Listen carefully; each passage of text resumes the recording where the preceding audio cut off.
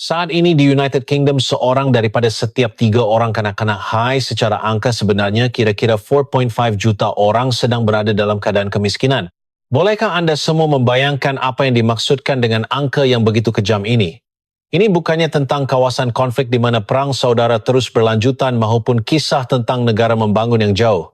Ini adalah wajah sebenar tanpa selindung bagi United Kingdom pada tahun 2026, sebuah negara yang masih kekal sebagai ahli G7 dan memerintah sebagai kuasa ekonomi ke-6 terbesar di dunia. Mungkin ia terasa sukar untuk dipercayai. Kalau begitu, coba bayangkan suasana di dalam bilik darjah di United Kingdom sekarang. Dalam sebuah kelas yang mempunyai 30 orang murid, 13 daripada mereka hadir ke sekolah tanpa bersarapan dan mereka tahu bahawa apabila tiba waktu makan tengah hari pun tiada apa-apa makanan di dalam beg mereka. Di sebuah sekolah rendah, seorang budak lelaki duduk diam di mejanya menghadap kotak bekal yang kosong. Kerana berasa malu dengan kelaparannya dan tidak mau disedari oleh rakan-rakannya, dia berbohong dengan mengatakan hari ini saya tidak lapar, lalu berpura-pura tidur untuk menahan lapar sehingga waktu sekolah tamat. Keputusasaan tanpa suara itu kini melimpah di bilik-bilik darjah di seluruh pelosok United Kingdom. Apa yang lebih mengejutkan ialah realiti di mana guru-guru terpaksa membeli roti dengan wang saku sendiri untuk diberikan kepada murid-murid. Dalam tinjauan oleh Kesatuan Sekerja Pendidikan United Kingdom, ramai guru menjawab bahawa mereka tidak sanggup melihat murid-murid yang terlalu lapar sehingga tidak dapat menumpukan perhatian kepada pelajaran lalu menggunakan gaji sendiri untuk membeli roti dan buah-buahan bagi mereka. Sekolah yang sepatutnya menjadi tempat pendidikan kini telah berubah menjadi benteng terakhir untuk menahan kelaparan. Dalam situasi luar biasa ini, akhirnya organisasi itu telah bertindak. UNICEF. Mereka yang telah menyelamatkan kanak-kanak kebuluran selama hampir 80 tahun sejak era huru-hara pasca perang buat pertama kali dalam sejarah. Sejak penubuhannya telah memulakan bantuan makanan secara langsung kepada United Kingdom, sebuah negara yang sepatutnya maju. Apabila sebuah negara G7 tidak lagi mampu memberi makan kepada anak-anaknya sendiri dan terpaksa memohon bantuan masyarakat antarabangsa, ini bukan lagi tahap yang boleh dibincangkan dengan kata-kata seperti kemelesetan ekonomi. Ini adalah bukti bahawa naluri kelangsungan hidup sebagai sebuah negara sedang hangkur dari dalam dengan mengeluarkan bunyi yang kuat. Kos sewa rumah menelan lebih 30% daripada gaji dan golongan kelas menengah yang dahulunya stabil kini memimpin tangan anak cucu mereka untuk beratur di barisan agihan makanan perkuma soup kitchen second. Mengapakah sebuah negara yang mempunyai kekayaan sebegitu besar boleh jatuh merosot sehingga ke tahap membiarkan masa depan mereka, yaitu kanak-kanak kelaparan? Di situ terdapat pengasingan diri yang membawa maut yang dinamakan Brexit, pilihan rakyat sendiri. Dan terdapat juga drama serangan strategik daripada negara jiran Ireland yang mengambil kesempatan daripada kekacauan itu untuk merampas kekayaan dan syarikat-syarikat United Kingdom secara besar-besaran. Kebenaran yang sangat kejam di sebalik bayang-bayang kegemilangan. Mengapakah kapal gergasi bernama Empire British ini memilih jalan untuk karam? Mari kita rungkai keseluruhan gambaran tersebut. Mengapakah sekarang di negara ekonomi ke-6 terbesar dunia berlaku situasi yang sukar dipercayai di mana seorang daripada 3 kanak-kanak kelaparan? Untuk mencari jawabannya, kita perlu meneliti buku kira-kira isi rumah untuk kelangsungan hidup yang sangat perit yang dihadapi oleh orang-orang yang hidup di United Kingdom sekarang. Dahulunya, United Kingdom adalah sebuah negara yang bermaruah, elegan dan paling utama kaya. Namun kini di bawah kaki mereka satu keruntuhan yang senyap tetapi pasti dan bermula menjadikan kegemilangan masa lalu itu sekadar kenangan. Di United Kingdom sekarang terdapat satu frasa kejam yang membekukan hati orang ramai tanpa mengira generasi. Frasa itu ialah heat or eat. Jika diterjemahkan, ia bermaksud pilihan ekstrim antara mahu memanaskan badan atau mahu makan. Kenaikan harga tenaga yang melanda United Kingdom sejak tahun 2020 bukan lagi sesuatu yang boleh diselesaikan dengan kata inflasi, tetapi ia adalah keganasan terhadap kehidupan itu sendiri. Bil elektrik dan gas tiba-tiba melambung berkali-kali ganda pada suatu hari. Realiti seperti mimpi ngeri itu telah menghancurkan ketenangan hidup seharian berjuta-juta isi rumah tanpa belas kasihan. Coba bayangkan tentang malam musim sejuk yang mencengkam di London di mana udara luar mencecah suhu di bawah paras beku. Warga emas yang dahulunya sepatutnya menjalani kehidupan stabil sebagai kelas menengah, kini terpaksa memakai berlapis-lapis kot tebal di dalam rumah sendiri dan menahan diri dalam bilik yang gelap sambil menggigil melihat nafas yang memutih. Mereka pasti akan bertanya kepada diri sendiri sebelum menghidupkan Swiss pemanas. Jika saya hidupkan pemanas malam ini untuk memanaskan bilik ini, wang untuk membeli roti buat cucu saya esok akan habis. Sebaliknya, jika saya beri mereka makan sehingga kenyang, kami terpaksa menyambut pagi dalam kedinginan yang membeku. Inilah pilihan yang memakan nyawa yang diulangi oleh berjuta-juta orang setiap hari di United Kingdom, sebuah negara maju abad ke-24. Ditambah pula dengan kenaikan harga barangan makanan yang luar biasa. Dalam beberapa tahun kebelakangan ini, harga makanan di United Kingdom meningkat purata lebih 30%, malah bagi setengah barangan ia meningkat hampir 2 kali ganda. Barangan keperluan harian yang dahulunya boleh dibeli dengan beberapa pound seperti susu roti dan telur, kini tersusun di rak dengan harga hampir 2 kali ganda dan mula berubah menjadi barangan mewah yang sukar untuk diperolehi. Jika kita menukar harga barangan di London sekarang kepada yen Jepun, keanehan itu akan kelihatan lebih jelas. Secawan kopi di kafe jalanan berharga sekitar 100 yen. Jika Anda membeli sandwich dan minuman untuk makan tengah hari, 3,000 hingga 4,000 yen akan terbang dalam sekelip mata. Harga semangkuk gyudon di Jepun yang sekitar 500 yen adalah angka yang sangat sia-sia di London sekarang, di mana Anda tidak mungkin dapat menikmati hidangan yang sempurna dengan harga tersebut. Makan di luar bersama keluarga yang dahulunya merupakan keseronokan hujung minggu kini hanyalah mimpi dalam mimpi. Di pasar raya blok keju yang dahulunya murah atau pek daging yang sepatutnya menjadi kawan rakyat biasa, kini dipasang tag pencegah kecurian yang ketat seolah-olah ia adalah barangan jenama mewah. Seluruh masyarakat tidak lagi dapat membendung tindakan orang ramai yang mencuri untuk kelangsungan hidup.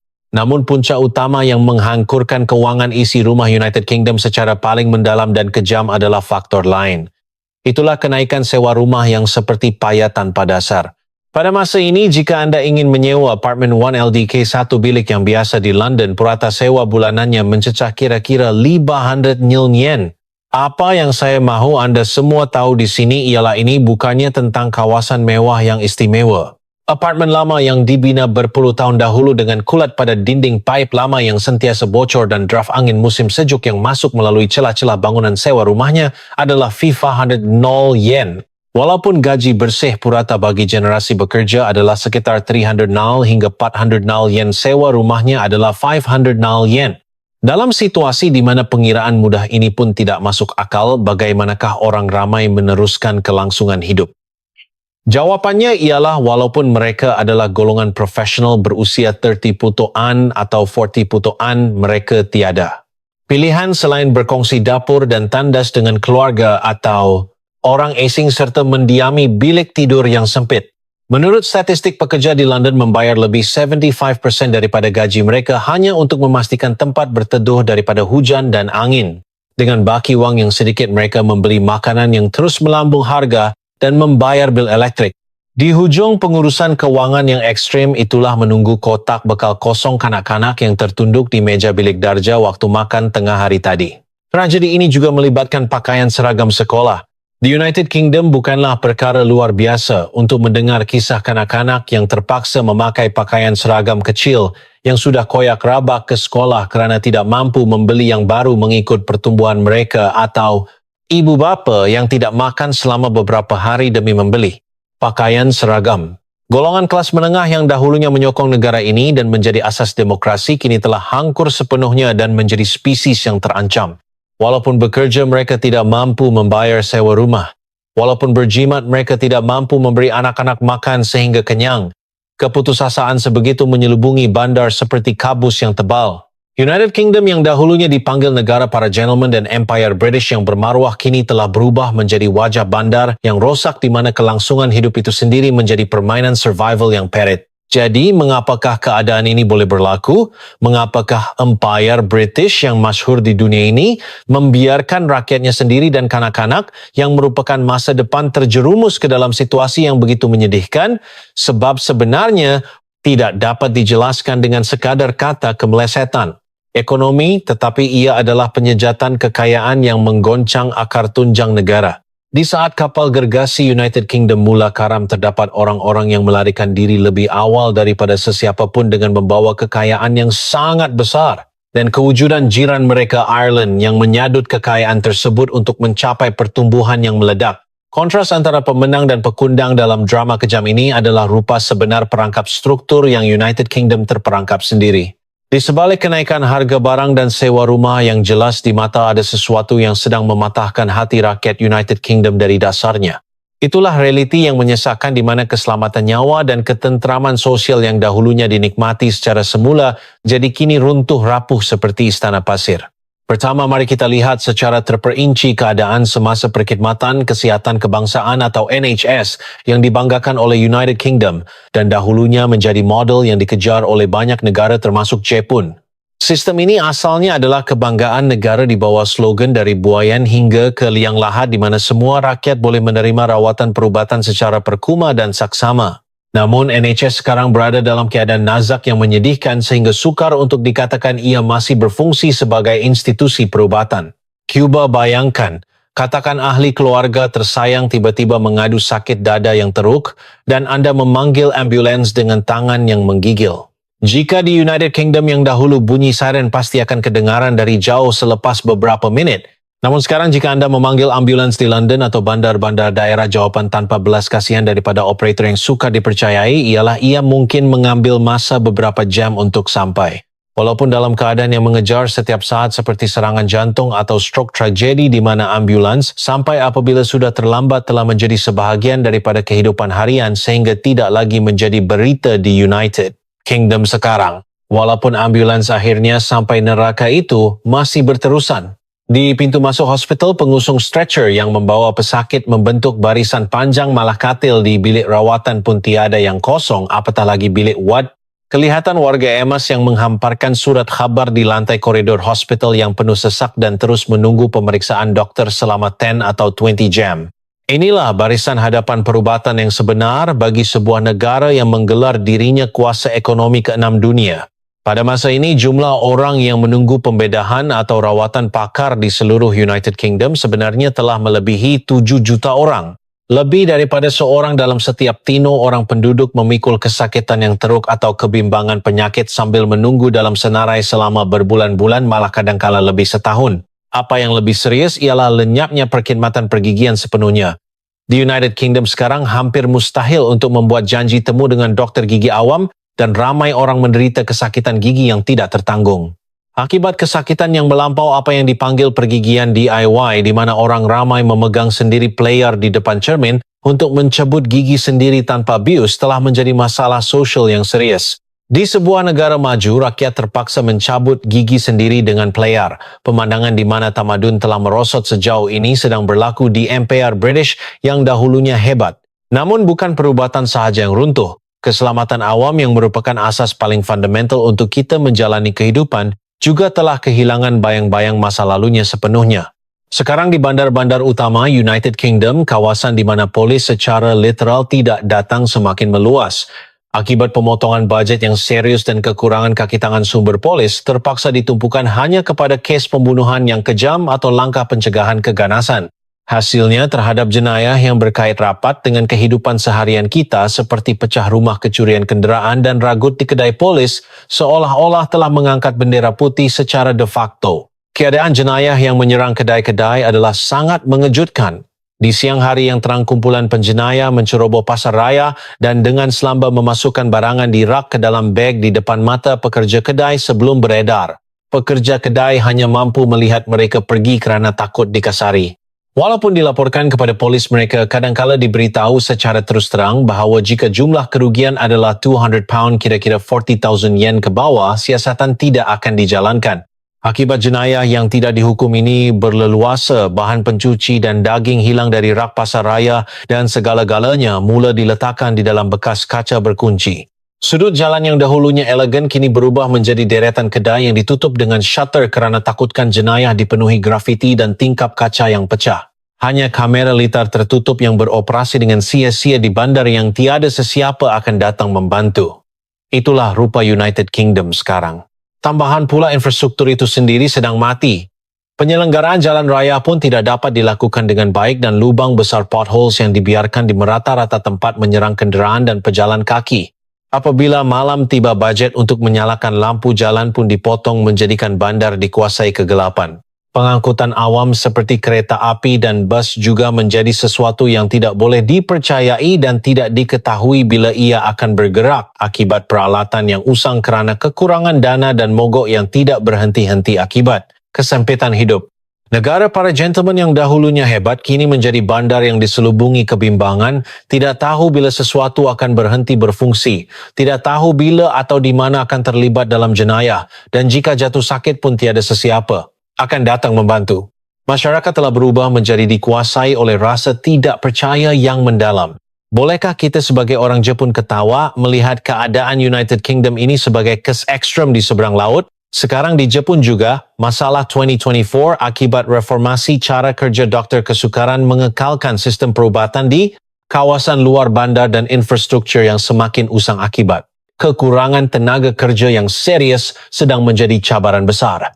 Kapasiti tindak balas polis kualiti perubatan dan pengangkutan awam yang menepati masa, perkhidmatan yang kita anggap sebagai perkara biasa ini sebenarnya terbina atas keseimbangan ekonomi yang sangat halus. Jika ekonomi Jepun terus merosot seperti ini, modal terus melarikan diri ke luar negara dan hasil cukai serta sumber manusia yang menyokong infrastruktur awam kering, maka tiada jaminan bahawa keadaan United Kingdom sekarang tidak akan menjadi wajah kita dalam beberapa tahun lagi, di mana ambulans tidak datang walaupun dipanggil dan polis tidak mengendahkan walaupun dihubungi. Apabila darah tidak nampak yang dipanggil, kepercayaan yang menyokong masyarakat hilang, sesebuah negara akan mati dari dalam. Keruntuhan perubatan dan keselamatan di United Kingdom menceritakan dengan senyap tetapi kuat tentang betapa rapuhnya keselamatan yang kita nikmati dan betapa sukarnya untuk mengembalikan infrastruktur yang telah runtuh kepada keadaan asal. Jadi mengapakah kekuatan asas sebagai sebuah negara telah hilang sejauh ini? Mengapakah kerajaan United Kingdom menjadi begitu tidak berdaya dan kekayaan hilang dari jantung negara? Seterusnya kita akan merungkai tentang salah jangka terbesar negara ini yang menjadi pencetus utama yang menentukan kehidupan harian yang menyedihkan di United Kingdom yang kita lihat setakat ini.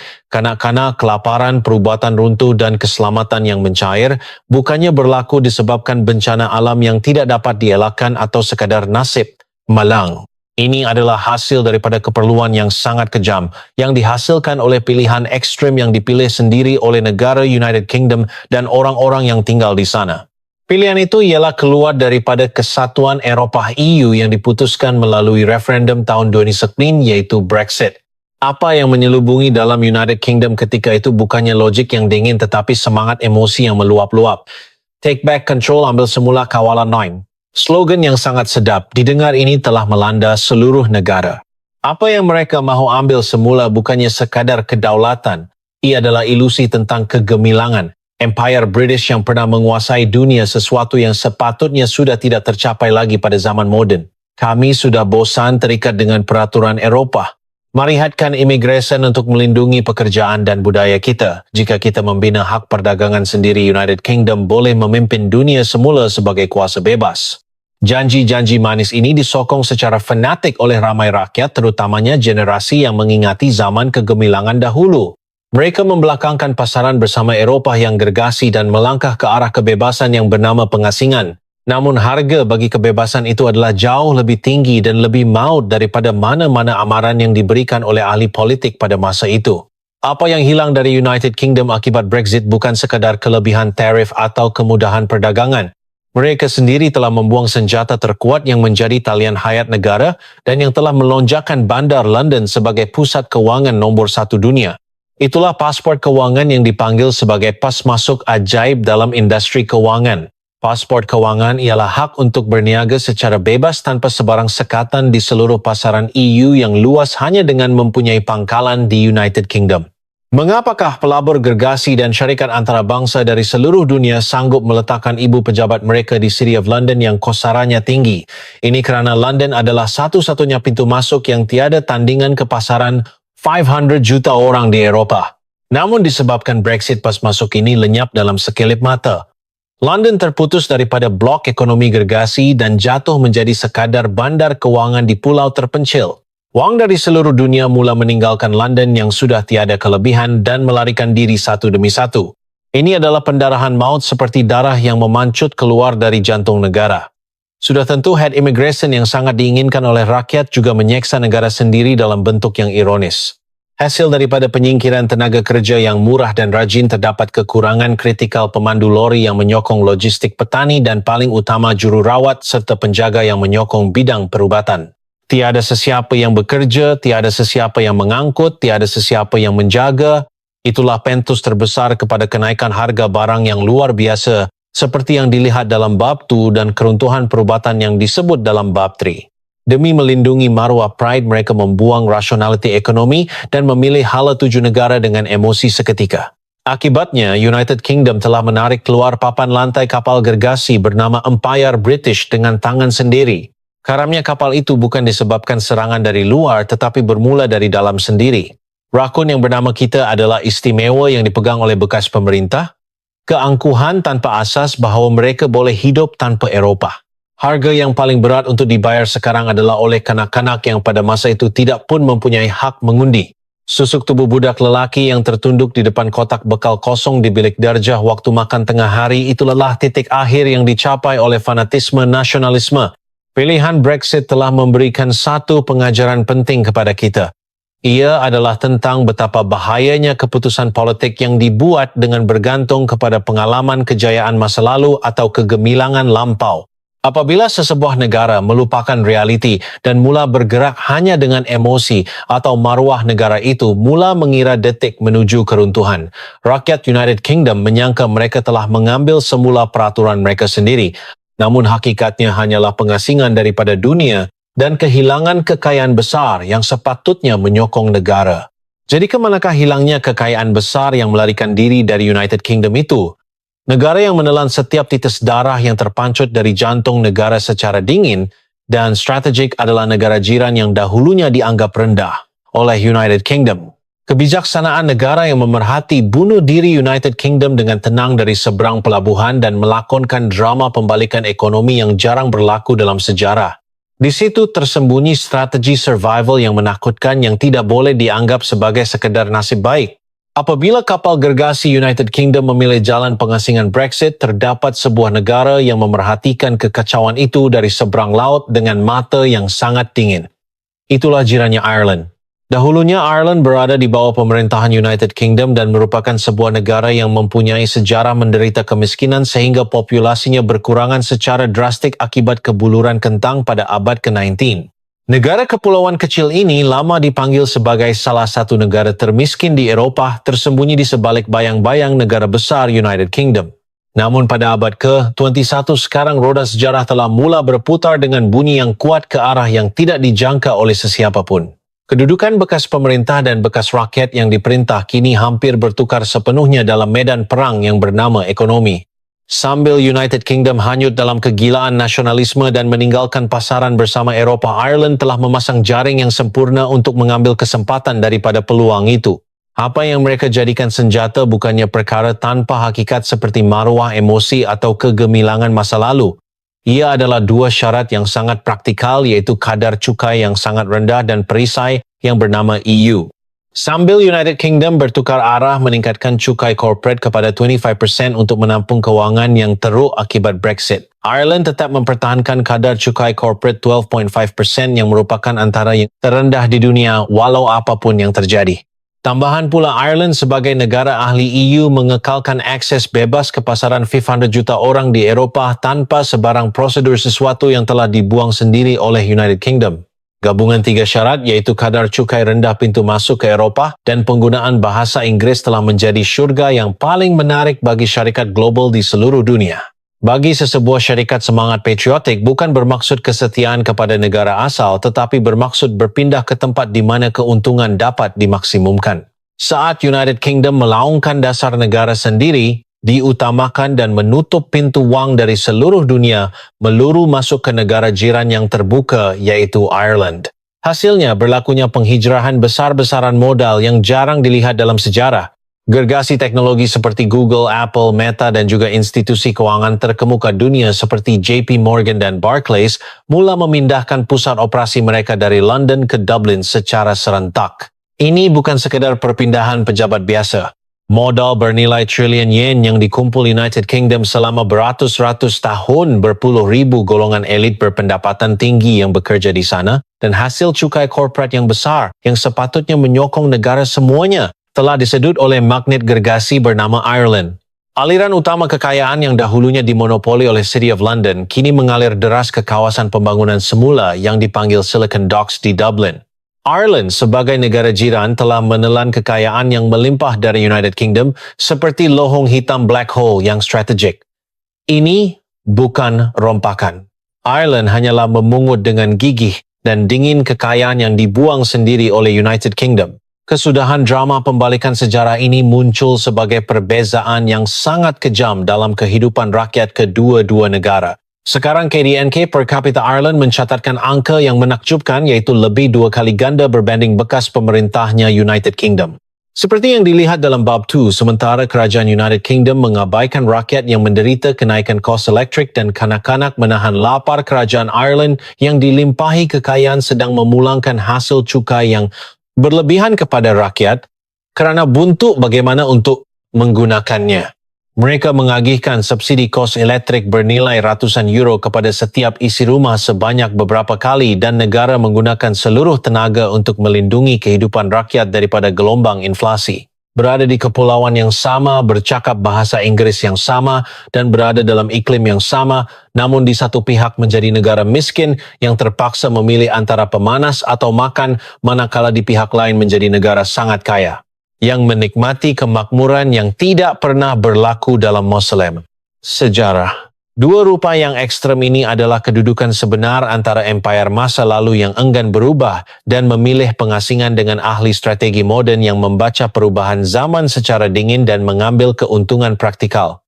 Kejayaan Ireland bukanlah sekedar nasib. Mereka yakin bahawa United Kingdom akan melakukan kesilapan, dan untuk menjadi bekas yang menerima kekayaan itu, mereka telah mereformasi pendidikan, menyediakan infrastruktur dan mengasah sistem negara mereka selama berdekad-dekad. Sementara United Kingdom terperangkap dalam bayang-bayang masa lalu yang sudah pudar bernama maruah Empire British Ireland, telah menyediakan persediaan secara tekal dan senyap untuk menjadi negara yang paling dipilih oleh dunia. Kekayaan mengalir ke tempat yang lebih selamat, lebih rasional, dan paling utama tempat yang mengalu-alukan mereka. United Kingdom melupakan hukum besi ekonomi ini di sebalik nasionalisme, manakala Ireland memahami hakikatnya lebih mendalam daripada sesiapapun. Namun penyejatan kekayaan ini bukan sekadar tentang angka seperti syarikat atau modal. Orang yang berasa putus asa terhadap negara United Kingdom dan meninggalkannya secara senyap, tetapi tekad bukan hanya para pengurus yang mengendalikan angka yang dingin. Golongan super kaya yang sepatutnya menyokong budaya dan ekonomi negara ini dengan kuasa penggunaan mereka yang luar biasa juga telah membulatkan tekad untuk meninggalkan pulau ini secara serentak dicetuskan oleh satu peristiwa yang menentukan. Itulah saat di mana negara United Kingdom memutuskan sendiri benang kepercayaan terakhir yang masih tinggal dengan begitu mudah. Saat syarikat dan modal mengalir deras ke Ireland, terdapat satu detik di mana negara United Kingdom memutuskan sendiri benang kepercayaan terakhir yang masih tinggal dengan begitu mudah.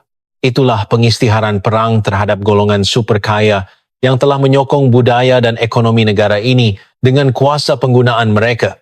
Di United Kingdom terdapat sistem cukai seperti kawasan suci yang telah dikekalkan selama lebih 200 tahun yang menarik perhatian jutawan seluruh dunia.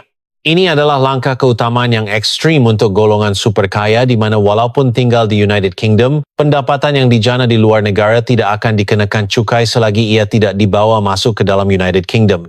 Disebabkan adanya sistem inilah raja-raja perkapalan, raja-raja minyak dan orang-orang berjaya dari negara membangun membina rumah mewah di London, memandu kereta mewah dan membelanjakan wang yang banyak di restoran dan butik kelas atasan di bandar.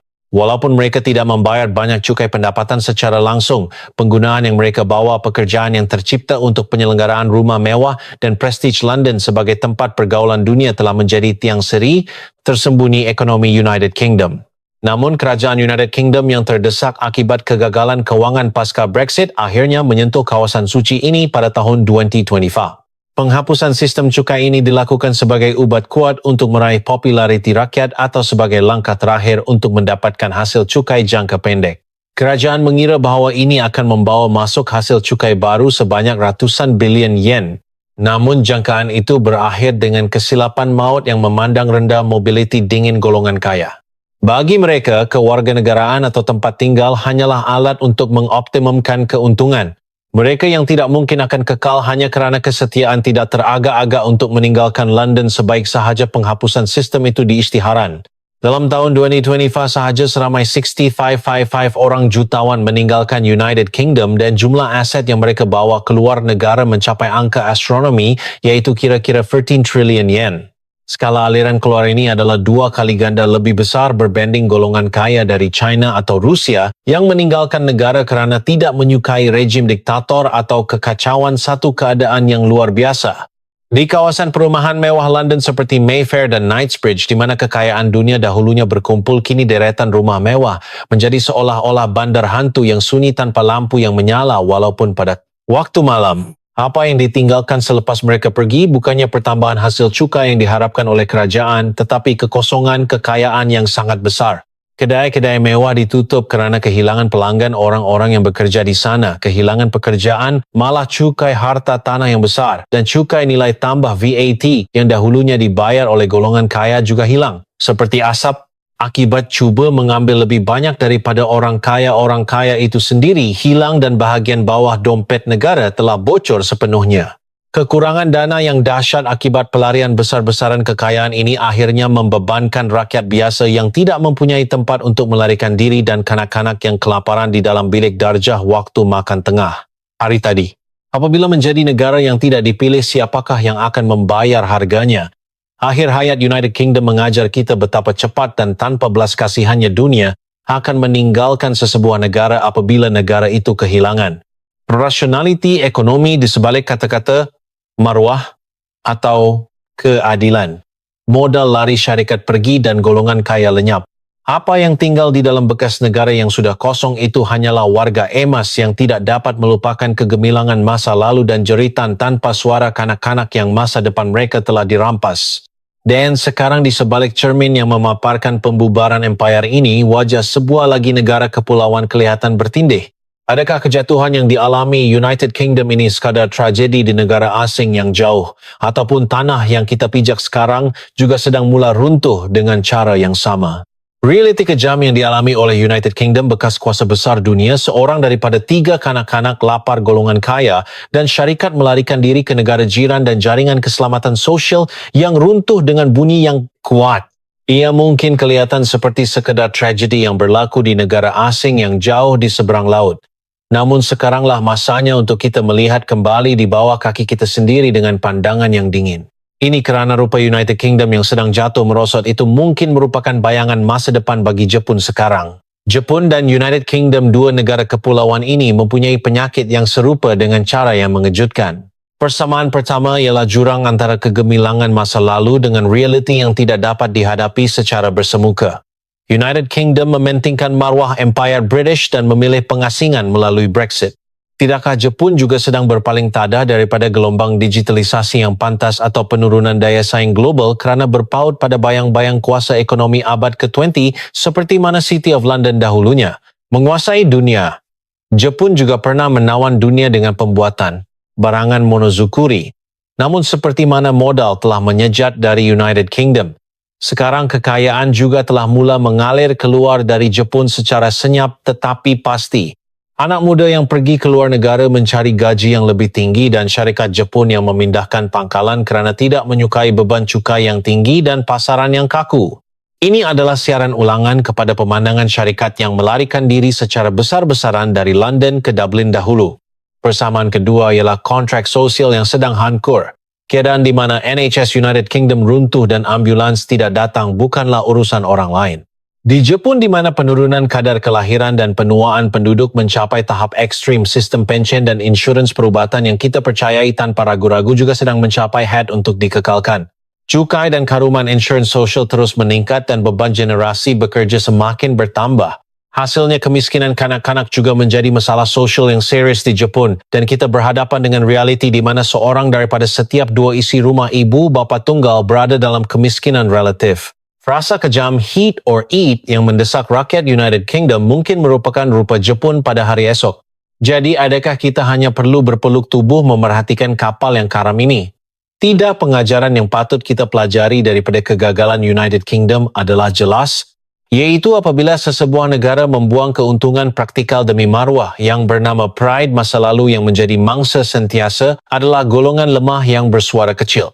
Seperti mana Ireland berkembang makmur dengan mengambil kesempatan atas kesilapan United Kingdom, kekayaan sentiasa mengalir ke tempat yang lebih bebas, lebih rasional dan lebih banyak melabur untuk masa depan. Langkah pertahanan terbesar yang boleh kita lakukan sebagai individu adalah dengan meningkatkan resolusi maklumat kita. Jangan hanya percaya kepada kata-kata manis daripada kerajaan atau media, tetapi lihatlah dengan mata sendiri apa yang berlaku di dunia dan ke mana modal sedang bergerak. Jangan biarkan aset kita dan paling utama masa depan negara Jepun diserahkan bulat-bulat kepada pengalaman kejayaan masa lalu. Kotak bekal kosong yang dipegang oleh kanak-kanak United Kingdom adalah hasil yang paling kejam daripada pilihan salah yang dibuat oleh orang dewasa. Apa yang sepatutnya kita serahkan kepada generasi seterusnya bukannya sisa-sisa empayar yang telah kering, tetapi harapan untuk mengakui kesilapan, menerima perubahan dan bangkit semula. Siapa yang melarikan diri dari kapal yang karam dan siapa yang tertinggal sehingga akhir? Sekarang setelah mengetahui kebenaran tentang United Kingdom, kitalah orang Jepun yang akan didesak untuk membuat pilihan seterusnya. Reality United Kingdom yang jatuh merosot dan Jepun masa kini yang memerhatikannya. Bagaimanakah perasaan anda semua? Sila kongsikan pendapat jujur anda di ruangan komen. Jika anda merasakan ada sesuatu yang dipelajari, walaupun sedikit, sokongan anda melalui high rating like dan melanggan saluran, subscribe ini akan menjadi galakan yang besar buat kami. Terima kasih kerana menonton sehingga akhir. Kita jumpa lagi dalam kisah seterusnya.